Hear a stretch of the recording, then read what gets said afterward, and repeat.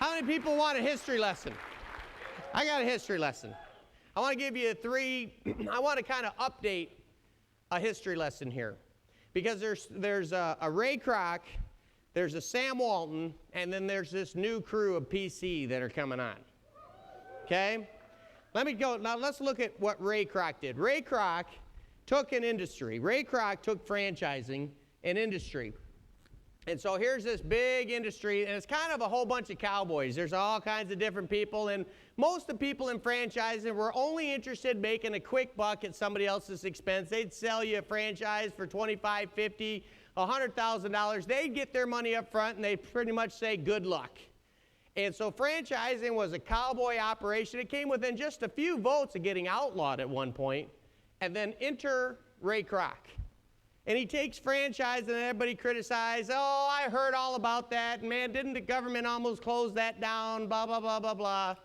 And he takes at the time, a 19-cent hamburger, and he starts saying, no, it's not about making money on the front end. It's about getting someone started in their own business and helping them become successful. If we help the franchise owner make money over the long haul, even if we just make pennies on their dollars, they become extremely successful. They will be very loyal to McDonald's and will make money as well. Does that sound familiar? He actually thought, crazy thought in the 1950s, win-win. And he wiped out, basically, franchising, the whole model changed because Ray Kroc, the old model went away, and franchising today, everybody thinks systematically, you better help. If someone buys a franchise, it better be successful because there's plenty of other opportunities they can get into franchising. The only problem with franchising for us, if you were anything like me when I got started, Lori and I got started, we were so broke we couldn't even pay attention. This was tough times. There's no way we were having $100,000 or more for franchising. So that, even though it's great, I'm glad what Ray Kroc did, certainly learned a lot of great principles from him, not my cup of tea. Then you got Sam Walton, who, in my opinion, is the greatest leader of the 20th century. Sam Walton, in 1992, near his death, he knew he was dying of bone cancer. In 1992, he writes a book and he says, by the year 2000, we will be a $100 billion company. Now, who in their right mind, when a company's 20-some billion dollars, not even 20 billion at the time, predicts that his company is going to be 100 billion even though he's not going to make it through the year? That's someone who understands systems, trim tab thinking. He understood what was going on. He understood and he had created such a leadership team that it would last longer. Sam Walton revolutionized retailing. Big box store wasn't the same. There were lots of people that are out of business today that got into retailing. Man, pile it high and sell it cheap. That was the motto, and everybody was doing it until Sam Walton came in and said, we're going to do it, but we're going to do it better than anybody's ever done it before. And started from this little, you take a look at the companies that started the same year that he starts Walmart, big companies, Kresge, Kmart starts, Target starts, Woolco starts. We're talking big names with billions of dollars backing them starts. And here comes little Sam Walton with no money, borrows everything. He has to put a mortgage on his house just to get started. Who in 1952 would have said Walmart's going to kick all their butts? Who would have said it? None of us. If you would have, you'd have bought some stock. But here's the thing. Now let's take a look at the field of networking. Networking is this big, let's put this big, and there's all kinds. There's some good companies, there's some crazy companies, there's all kinds of stuff. Networking today is like franchising was when Ray Kroc entered that scene. There's some good, there's some bad, but really, it's all about making their money up front and owners becoming billionaires and everybody else trying real hard. What if we did it a little differently? In fact, what if we didn't just take a look at networking? What if we took another big circle, another big profession?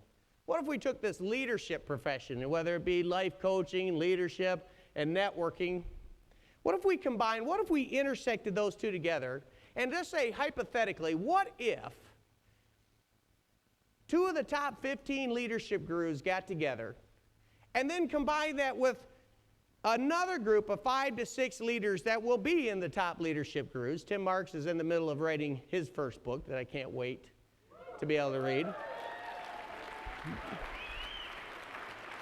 And what if we literally created a leadership, and you see, let's just look at the leadership field. The leadership field is where a few people make a lot of money and everybody else gets to learn from them. And man, I am all for people learning leadership. Whether you made any money or not, you ought to be pounding, listening, and learning. Man, I read as many books as I can. I know that everything rises and falls on leadership. But what if we married the best of leadership? Instead of having a few guys making, there's one guy in leadership that made $100 million in 1 year, while everybody who bought his stuff was fired up because they bought his stuff, but they made nothing from doing it. Listen to this.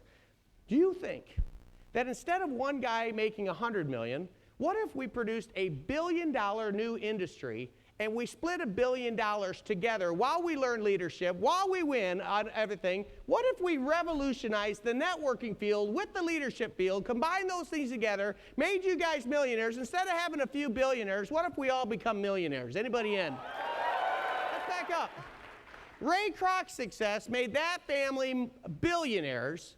They own the San Diego Padres. They own all this real estate. They own all of these stores. They became billionaires. But what was the purpose?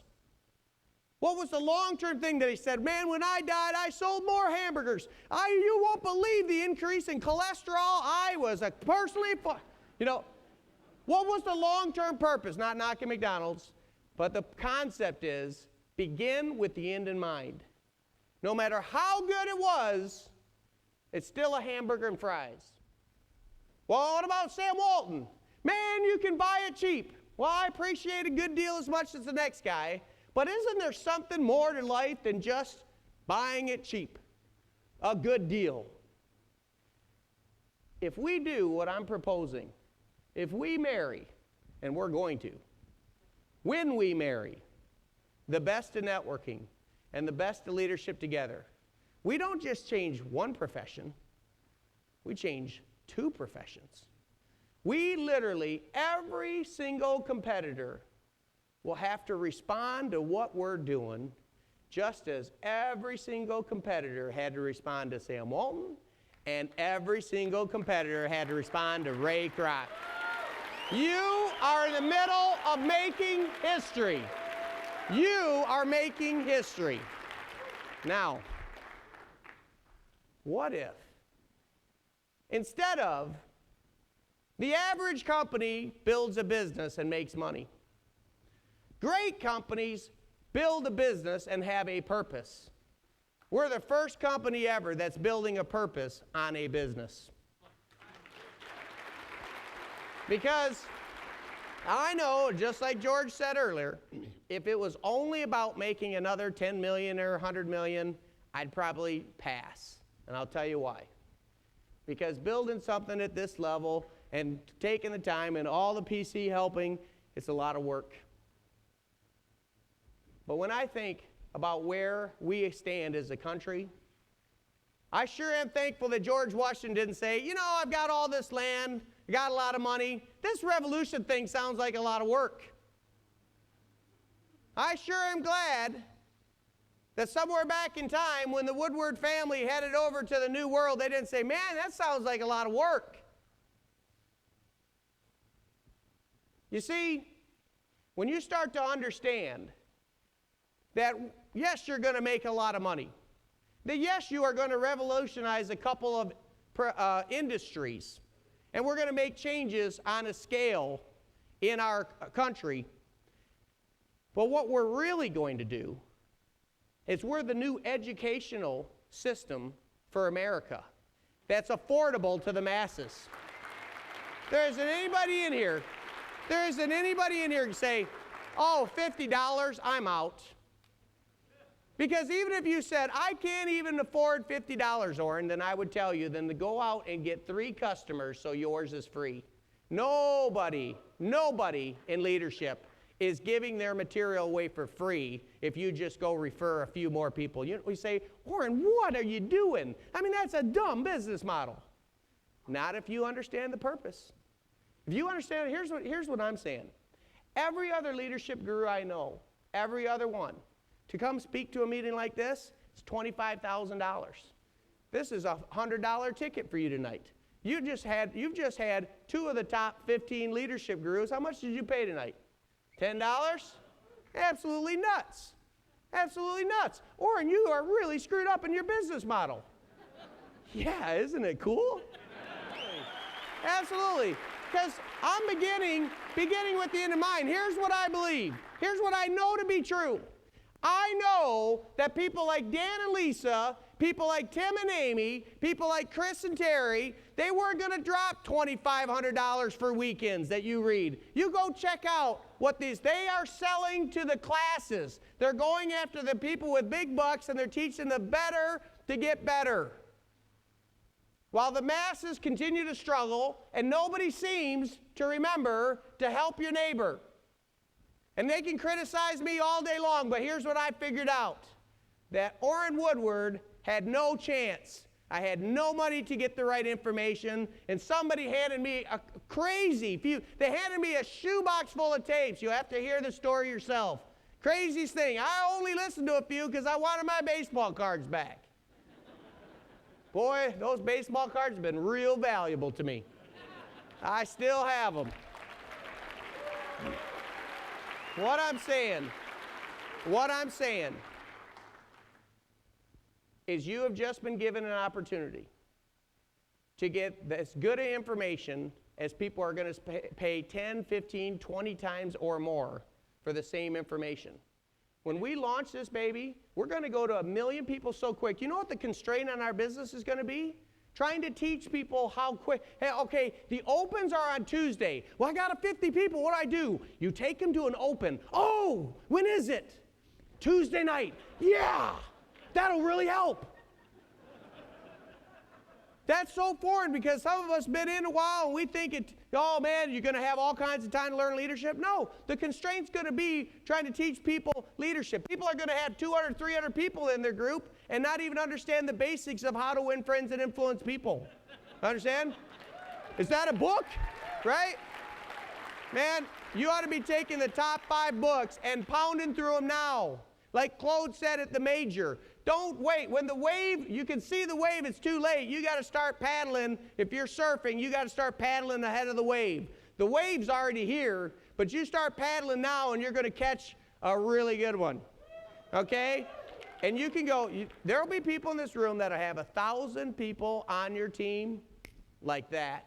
And everything you buy from this system, because the way we created the compensation plan, everybody in this room, because of the team approach, you hold your spot, you recommend a few people, we're going to get you to the 50% bracket so quick, which means everything you buy from then on is 50% off for the rest of your stinking life. Crazy. Absolutely crazy. There's going to be people that are making $100 million, that were making $100 million say, we only made $2 million this year. Yeah, because that stinking life thing, they changed the deal on us. Everybody's going over their life. They're living intentionally for excellence. Well, how are we going to do that? And you know what? They'll never be able to duplicate us. They'll never. I'll tell you why. I'll tell you why they'll never do it. Because no matter, all the network, oh, we're just like so-and-so, only better. Oh, yeah? Who else has Chris Brady? Oh, yeah? You're just like life, only better, huh? Oh, yeah? Well, do you have 10 marks in your system? No. You're just like life. Do you have George Gazzardo? I don't think so. You have Bill Lewis? You got Claude Hamilton? Do they have you? Listen, we are creating a movement. We're creating a movement of people who are sick and tired of being sick and tired. The masses have been abused, the masses have been ignored, and the masses have been forgotten. Well, life is our opportunity to tell us, you wrote us off, but we didn't write ourselves off, and if you won't fix the country, we will right now. Right now. We're doing it. We're building purpose. We're getting this thing done. 1 million people. It's coming, baby. 5 years, 1 million people. Are you with me? Thank you.